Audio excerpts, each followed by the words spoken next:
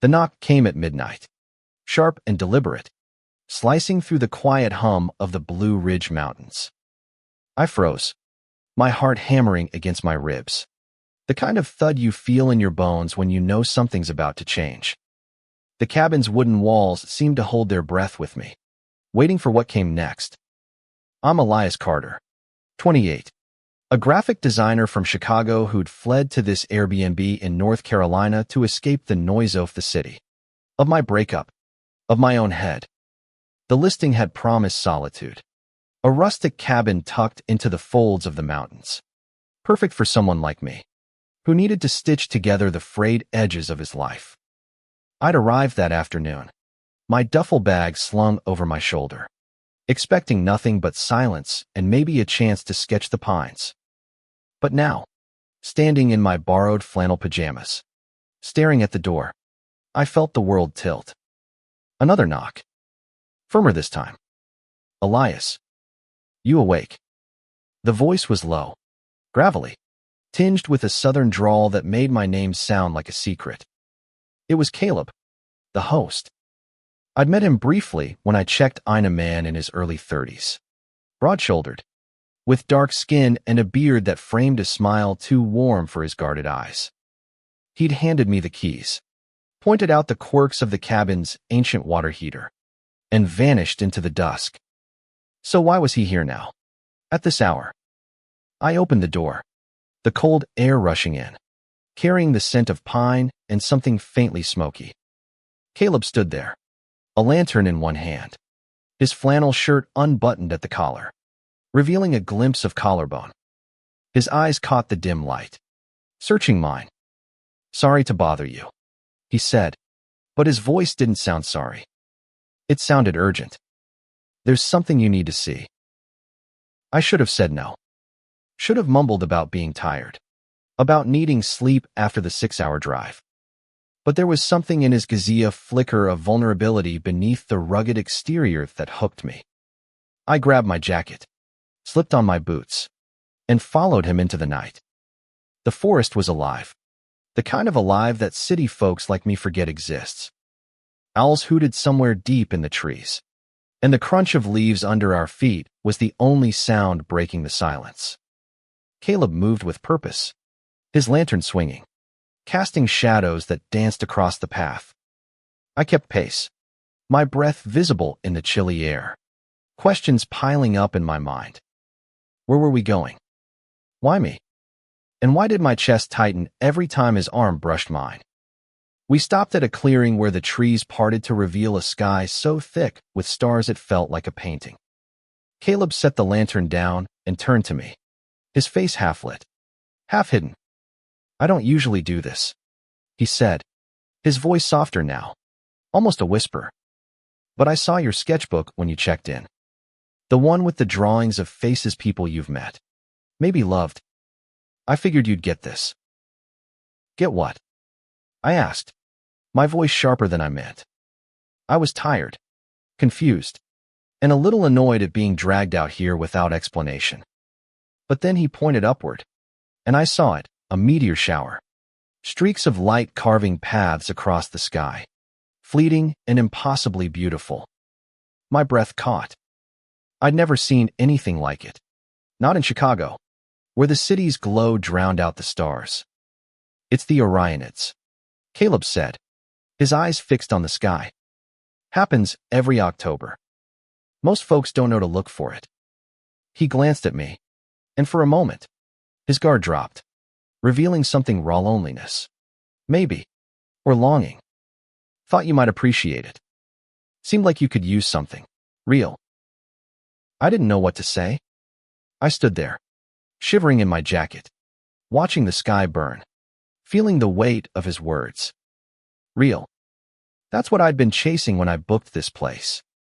Not just escape, but something true, something that could anchor me after months of drifting. And here was this man, a stranger, offering me a piece of it. We stayed there for an hour, maybe more, the silence between us comfortable, heavy with possibility. When the meteors slowed, Caleb picked up the lantern and led me back to the cabin. At the door, he hesitated, his hand lingering on the frame. "You're not what I expected," he said, almost to himself. Then he was gone, his footsteps fading into the night. I lay awake after that.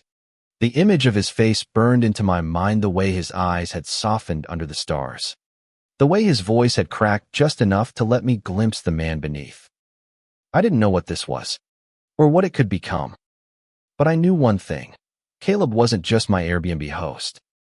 And this trip was about to become something I'd never planned for. The next morning, I woke to the smell of coffee and the sound of wood being chopped outside. I peered through the window to see Caleb splitting logs, his movements steady and practiced, his breath visible in the crisp air. I pulled on my sweater and stepped onto the porch, clutching a mug. "You always work this early," I called out, trying to sound casual. He looked up, wiping sweat from his brow, and grinning a real grin, not the polite one from yesterday. "Gotta keep the fire going," he said. "You sleep okay after our little adventure?" "Adventure?" I echoed, smirking. "That's one way to put it." He laughed, a sound that warmed the morning more than the coffee did.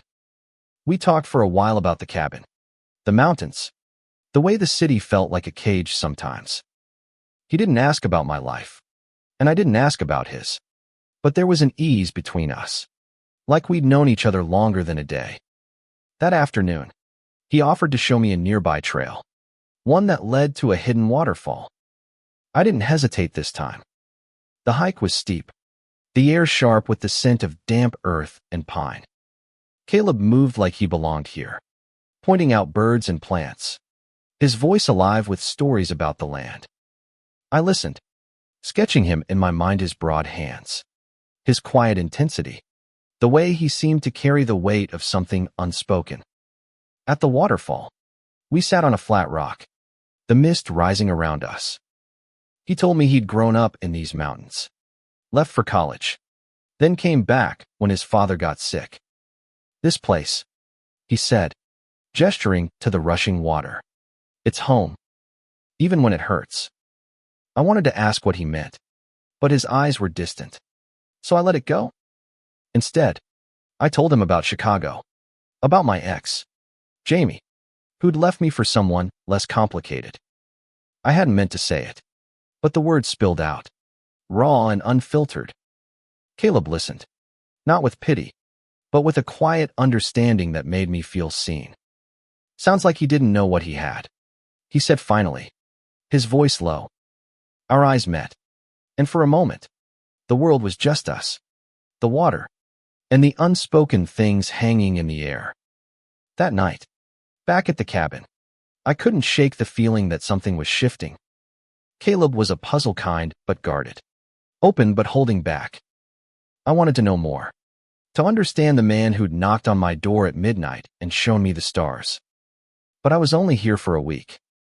Could I really let myself get tangled up in someone new? As I drifted to sleep, I heard it again, a knock, softer this time, but unmistakable. My heart raced. I opened the door, and there was Caleb, his face pale in the moonlight, his eyes searching mine. "I need to tell you something," he said, his voice barely above a whisper. "But I don't know if you're ready to hear it." I stood frozen in the doorway, the cold mountain air seeping through my thin shirt, my pulse loud in my ears. Caleb's words hung between us, heavy with something I couldn't yet name. "What do you mean, not ready?" I asked, my voice sharper than intended, a mix of curiosity and dread. He shifted, his hands shoved deep in his pockets, the lantern at his feet casting long shadows across the porch. "It's not easy to explain," he said, his eyes flicking away, then back to mine. "Can I come in? Just for a minute?" I hesitated.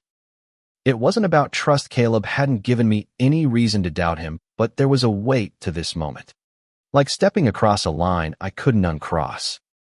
Still, I nodded, stepping aside. He walked in, his boots soft against the hardwood, and sat on the edge of the couch, elbows on his knees, staring at the floor like it held answers. The cabin felt smaller with him in it. The air charged. I sat across from him, trying to read the tension in his shoulders, the way his fingers laced together too tightly. So, what's this about? I pressed, softer now, sensing he was teetering on the edge of something big. Caleb exhaled, a slow, shaky breath. I don't usually tell guests this. He started, his voice low. Hell, I don't tell anyone. But you're different. I saw it in your sketches. The way you capture people. Like you see them. Really see them. He paused, his jaw tightening. I haven't been seen in a long time.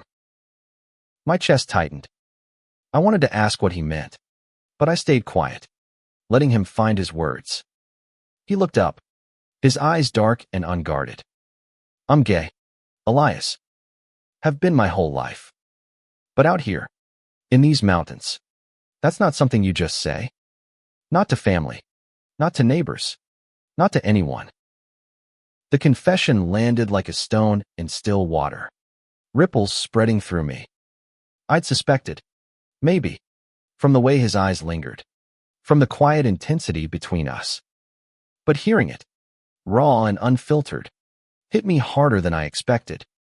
I thought of my own life in Chicago, where being out was easier, but still carried scars: rejection from my dad, whispers at family reunions. Here, in this small town, I couldn't imagine the weight Caleb carried. I'm sorry, I said, the words feeling inadequate. That sounds heavy. He gave a small, bitter laugh. Heavy's one way to put it. My dad, before he passed, he knew. Never said it outright, but he'd look at me like I was a disappointment. Mom's gone now too, and the folks around Harithy good people. Mostly, but they don't get it. So I keep it quiet. Run this cabin. Live my life. Try not to want too much. I leaned forward, my hands clasped, searching for the right thing to say. You don't have to hide with me, I said finally. I'm like you. Out. Mostly. Back in Chicago. Not always easy. But I get it. His eyes softened, a flicker of relief passing through them. I figured, he said, a small smile tugging at his lips. Your sketches TVE got hard. Pain, too. Like you've been through something. I nodded, thinking of Jamie, of the nights I'd spent wondering what I'd done wrong. Yeah. A breakup. Bad one. That's why I'm here. Actually. Needed to get away. Figure out who I am without all that. Caleb's smile faded, replaced by something deeper, more searching. And who are you, Elias? The question caught me off guard. I opened my mouth, then closed it, realizing I didn't have an answer. Not yet. I'm working on that, I admitted, my voice barely above a whisper. He nodded, like he understood more than I'd said. Me too. The silence that followed was different, warmer, less heavy. We talked for hours after that, the conversation flowing like the waterfall we'd seen earlier. He told me about growing up in these mountains, about the time he tried to leave for good but came back when his dad got sick. I told him about my art, about the way drawing faces helped me make sense of the world. By the time he left, the sky was lightening, and I felt lighter too, like I'd shed a layer of armor I hadn't known I was wearing. The next day, Caleb invited me to help him fix a fence on the property. It was grunt work, digging posts, hammering nails, but there was a rhythm to it, a shared purpose that felt good. We worked side by side, our banter easy, punctuated by stolen glances that made my stomach flip. At one point, his hand brushed mine as he passed me a tool, and the touch lingered. Electric. I caught his eye, and he didn't look away. For a moment, it was just us, the mountains, and the possibility of something more. But that night, things shifted again. I was sketching by the fire when my phone buzzed a text from Jamie. Miss you. Can we talk? My heart sank, the old ache flaring up. I didn't reply, but the message sat there, heavy, pulling me back to a life I'd been trying to leave behind. When Caleb knocked again that night, I was distracted, my mood sour. He sensed it immediately. "Everything okay?" he asked, leaning against the doorframe, his eyes scanning my face. I hesitated, then showed him the text. "X," I said simply. "Bad timing." Caleb's jaw tightened, but he nodded. "You want to talk about it?" I didn't. Not really. But the words came anyway. I told him about Jamie, how we'd been together for 3 years. How I'd thought he was the one. How he'd left me for someone who fit better into his polished life. Caleb listened, his face unreadable. But when I finished, he stepped closer, his voice low. "He didn't deserve you, Elias. You're worth more than that." The words hit me like a punch, not because they were harsh, but because they were kind. I looked at him, really looked, and saw the man who'd shown me the stars, who'd trusted me with his truth. And I realized I wanted to trust him with mine. Caleb's words hung in the air, simple but seismic, shaking something loose inside me. I stood there, the phone still in my hand, Jamie's text glowing like a ghost from a life I didn't want anymore. But Caleb was real, standing in front of me, his eyes steady, offering something I hadn't dared hope for, a chance to be enough. I set the phone down, face first, silencing Jamie's voice. "Thanks," I said, my throat tight. I needed that. Caleb's lips quirked into a half smile, but his eyes stayed serious. "You don't need to thank me for the truth." He stepped back, giving me space, but the air between us felt alive, buzzing with unspoken questions. "You want to get out of here for a bit? Clear your head?" I nodded, grateful for the escape. We grabbed our jackets and headed out, the night crisp and clear, the stars still lingering like they were waiting for us. This time, Caleb led me to a different spot, a rocky outcrop overlooking a valley where the mountains rolled out like a dark, endless sea. We sat on a blanket he'd brought, the silence settling around us like a third presence. "You ever feel like you're running from something?" I asked, my voice soft, almost lost in the wind. "Like no matter where you go, it's still there." Caleb leaned back on his hands, his gaze fixed on the horizon. "Every damn day," he said. "Out here, it's easier to pretend I'm not. The mountains don't judge. But yeah, I'm running. From expectations. From the way people look at me when they figure out who I am." He glanced at me, his expression raw. "You." I exhaled, the truth spilling out before I could stop it. From myself. Maybe. From the guy who let someone like Jamie make him feel small. I came here to find, I don't know, a reset. But I'm starting to think it's more than that. Caleb's eyes softened, and he shifted closer, our shoulders brushing.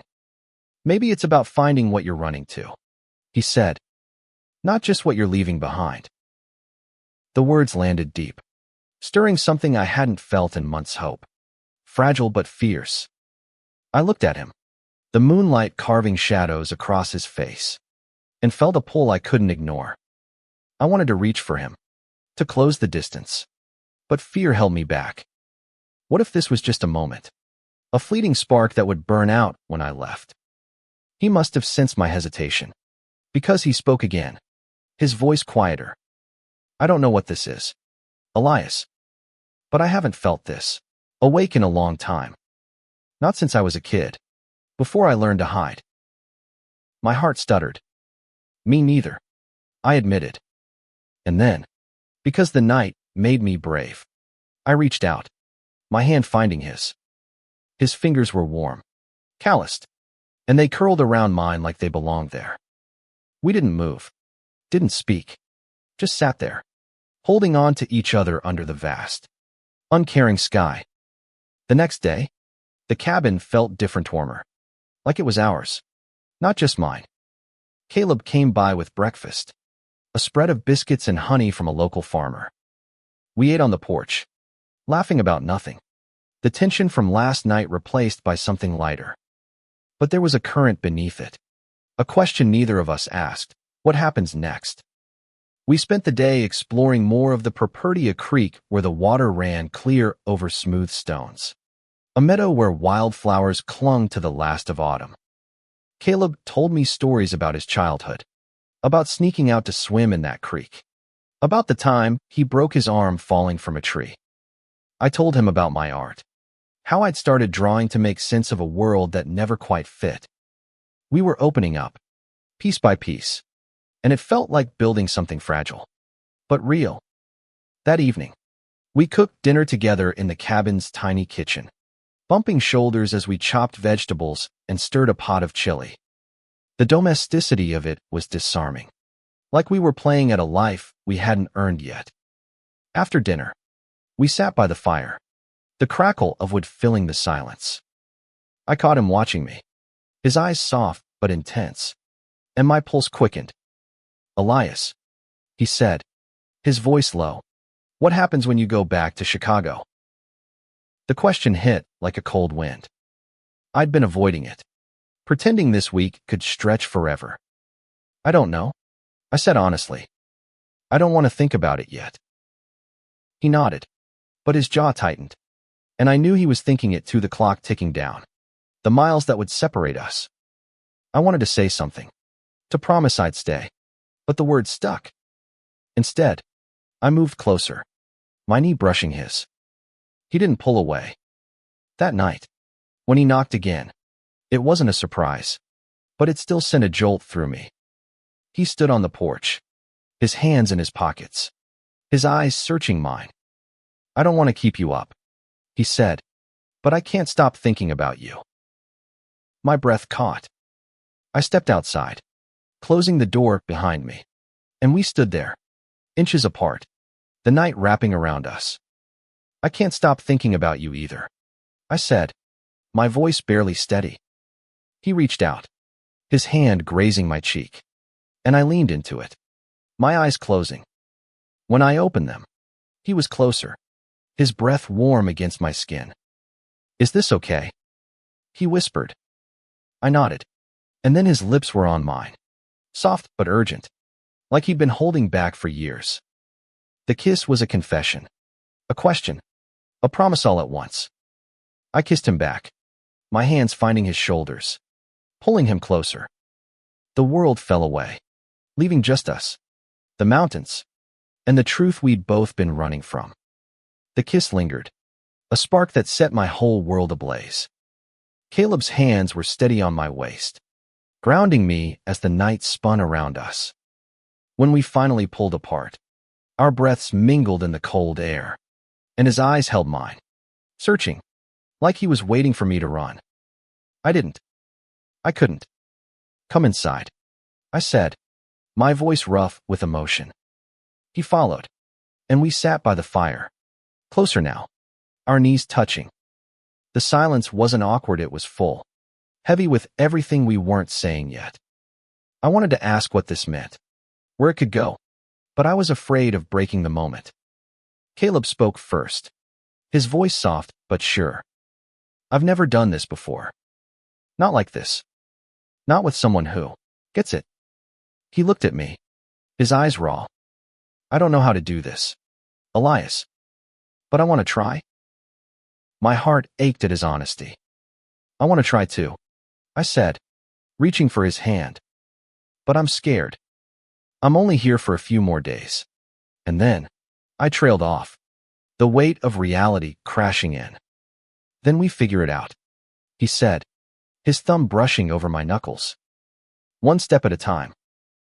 We stayed up talking, the fire dying to embers, our words weaving a fragile bridge between us.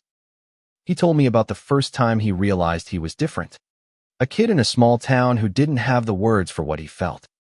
I told him about coming out to my mom, how she'd hugged me and said she'd always known. We laughed, we teared up, and by the time the sky lightened, I felt like I'd known him forever. The next day was a blur of small, perfect moments, hiking to a ridge with a view that stole my breath, sharing a thermos of coffee, stealing glances that turned into smiles. Caleb was different out here. Lighter. Like the mountains gave him permission to be himself. I sketched him as we sat, capturing the curve of his jaw, the way his eyes crinkled when he laughed. He caught me, leaning over to see the page. "That's how you see me?" he asked, his voice soft. "That's how you are?" I said, and his smile was worth every stroke of my pencil. But the outside world wasn't done with us. That afternoon, as we were hauling firewood back to the cabin, a truck pulled up the gravel drive. A man climbed out, older, with a weathered face and a baseball cap pulled low. "Caleb," he called, his tone clipped. "Need a word." Caleb tensed, his easy demeanor gone. "Hey, Ray," he said, setting down the wood. "What's up?" Ray glanced at me, his eyes narrowing slightly. "Heard you've been spending a lot of time with your guest here. Folks are talking." My stomach dropped. Caleb's jaw tightened, but his voice stayed calm. "Folks always talk, Ray. Doesn't mean they know anything." Ray grunted, his gaze lingering on me a moment too long. "Just looking out for you. Man. Small town. You know how it is." He climbed back into his truck and drove off, leaving a cloud of dust and tension in his wake. Caleb didn't look at me right away. "Sorry about that," he said finally, his voice tight. "Ray's a neighbor. Means well. But he doesn't get it." I finished for him. I wanted to reach out, to tell him it was okay. But the moment felt fragile, like one wrong move could shatter it. That night, we cooked again, but the ease from before was gone. Caleb was quieter, his movements careful, like he was holding something back. I wanted to ask about Ray, about what folks are talking meant, but I didn't know how. Instead, I asked, "You ever think about leaving? Starting over somewhere else?" He stirred the pot, his eyes distant. "Thought about it plenty.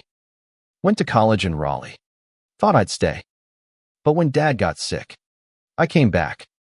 This place hits home, even if it's hard sometimes." He looked at me, his expression softening. "What about you? You staying in Chicago?" I shrugged, the question heavier than it should have been. "I don't know. I love my work, my friends, but it doesn't feel like home anymore. Not since Jamie." Caleb nodded, like he understood. "Home's not just a place. You know. It's where you can be you." His words hit hard, and I realized that's what this week had been, a glimpse of what home could feel like. With him. The thought was thrilling and terrifying, and I didn't know what to do with it. Later, as we sat by the fire, he reached for my hand, his touch tentative. "I'm glad you're here, Elias," he said, his voice barely above a whisper. "Even if it's just for now." I squeezed his hand, my heart racing. "Me too." When he kissed me again, it was slower, deeper, like he was memorizing me. I kissed him back, pouring everything into it: fear, the ache of wanting something I wasn't sure I could have. We fell asleep on the couch, tangled together, the fire's warmth wrapping around us like a promise.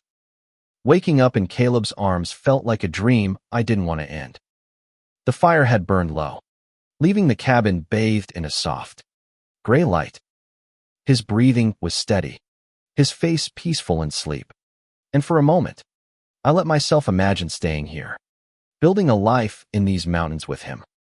But the thought was fleeting me. Life in Chicago, my job, my friends, all waited for me. And Caleb's life was here, rooted in a place that didn't fully accept him. I slipped out of his embrace, careful not to wake him, and made coffee. When he stirred, blinking awake, his smile was soft, unguarded. "Morning," he said, his voice rough with sleep. "Morning," I replied, handing him a mug. We sat in comfortable silence, sipping coffee, the weight of last night's kiss lingering between us. I wanted to talk about it, to define what we were, but the words felt too big. Too soon. Instead, we spent the day together, hiking to a new secluded lake surrounded by pines. The water so clear it mirrored the sky. We swam, the cold shocking our systems, laughing like kids. Caleb splashed me, and I tackled him into the water, our bodies close, our laughter echoing. For those hours, the world was perfect, and I let myself forget the ticking clock. But reality crept back in. That evening, as we dried off by the cabin's fire, my phone buzzed again. Another text from Jamie. I'm sorry. I messed up. Can I see you when you're back? I stared at the screen, my stomach twisting. Caleb noticed, his eyes narrowing slightly. Everything okay? He asked, his tone careful. I sighed, showing him the text. He's persistent, I said, trying to keep my voice light. I don't know why he's doing this now. Caleb's jaw tightened, but he didn't look away. Do you still love him? The question was a knife, sharp and precise. I wanted to say no, to shut it down, but the truth was messier. I don't know, I admitted. I loved him for a long time. But he broke me. Caleb. And you're making me feel like I could be whole again. His eyes softened, but there was pain there too. I don't want to be your rebound, Elias, he said quietly. I want this to be real. It is real, I said, my voice fierce. I need time to figure out what that means. He nodded, but the distance between us grew, subtle but undeniable. We ate dinner in near silence, the weight of his words and Jamie's texts pressing down on us. I wanted to fix it, to pull him back, but I didn't know how. That night, when he didn't knock, I felt the absence like a physical ache. I lay awake, staring at the ceiling, wondering if I'd ruined something before it could truly begin. The next morning, I found him outside, chopping wood again, his movements sharp, focused. I approached, my heart in my throat. Caleb, I started. About last night. He stopped, setting the axe down, his eyes guarded. You don't owe me anything, Elias, he said. You've got a life to go back to. I get it. No, you don't, I said, stepping closer. I don't want to go back to that life. Not the way it was. I want this. You. But I'm scared. Okay. I'm scared of screwing this up. He looked at me, his expression softening. I'm scared too, he admitted. I've spent so long hiding. I don't know how to do this. But I want to try. With you. I reached for him, and he met me halfway, his arms pulling me close. The hug was fierce, desperate, like we were both trying to hold on to something slipping away. When we pulled back, his eyes were bright with emotion. Stay another week, he said, his voice low. Just give us a chance. I wanted to say yes, to throw caution to the wind. But my job, my lease, my life in Chicago loomed large. I'll think about it, I said, and his face fell, just a little. The rest of the day was quieter, both of us tiptoeing around the future. We worked on the cabin together, painting a shed, the shared task a distraction from the questions we weren't asking. But every touch, every glance, felt charged, like we were memorizing each other. That night, I sat alone, sketching Caleb's face from memory. The curve of his smile, the intensity of his eye-sit was all there, etched into the page. I realized then that I was falling for him, hard and fast, and it terrified me. Not because of him, but because of what it meant to let go of the life I'd known. When he knocked that night, I was ready. I opened the door, and before he could speak, I kissed him, pouring everything into it: fear, hope, need. He kissed me back, his hands framing my face. And for a moment, the world was right. The kiss was a lifeline, pulling me out of the spiral of doubt and fear. Caleb's hands were steady on my face, his lips warm and sure. And for the first time in months, I felt like I was exactly where I was meant to be. When we pulled apart, his forehead rested against mine, our breaths uneven, our hearts loud in the quiet. "I'm sorry," I whispered, my voice thick, "for pulling back, for not knowing what I want." Caleb's thumbs brushed my cheeks, his eyes searching mine. "You don't have to know everything right now," he said. "Just don't run from this. From us." I nodded, my throat tight. "I'm not running," I said, and I meant it. We spent the night talking, curled up on the couch, the fire casting shadows across the walls. He told me about his dreams, not just the ones he'd buried, but the ones he still held on to, opening a small art gallery in town, showcasing local artists, maybe even his own photography. I told him about my hope to freelance full-time, to create art that meant something, not just ads for brands I didn't care about. Our dreams felt like pieces of a puzzle, not quite fitting yet, but close. The next day, my last full day, dawned bright and cold.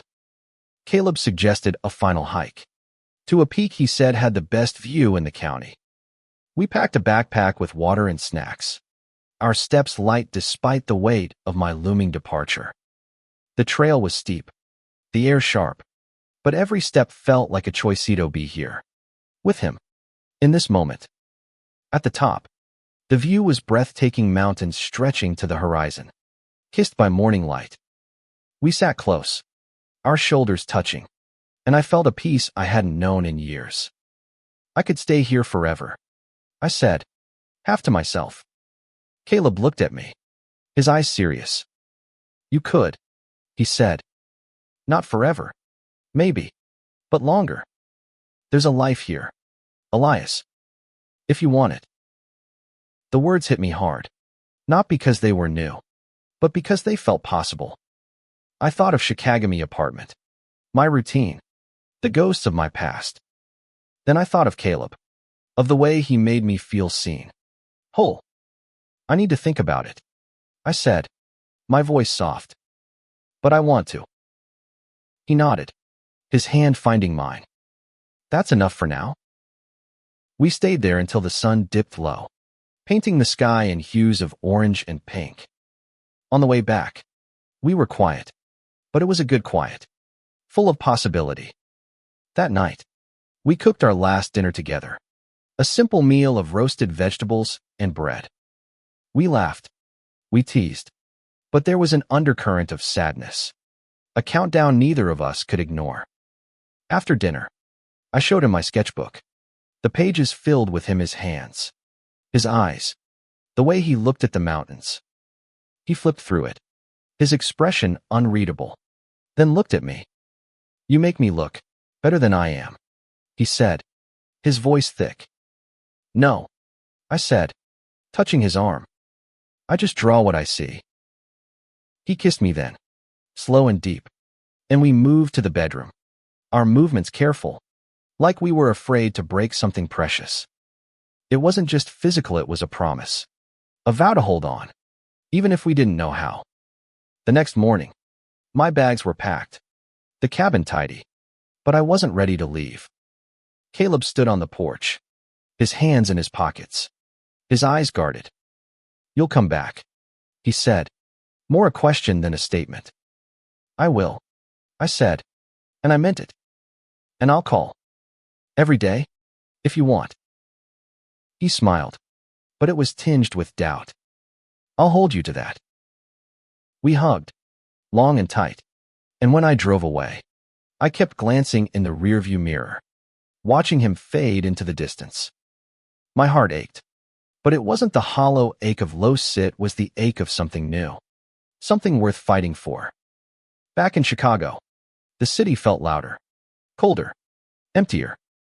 I went through the motions, work, friends, sketching, but my mind was in the mountains. With Caleb, we talked every night, our calls stretching late, filled with laughter and longing.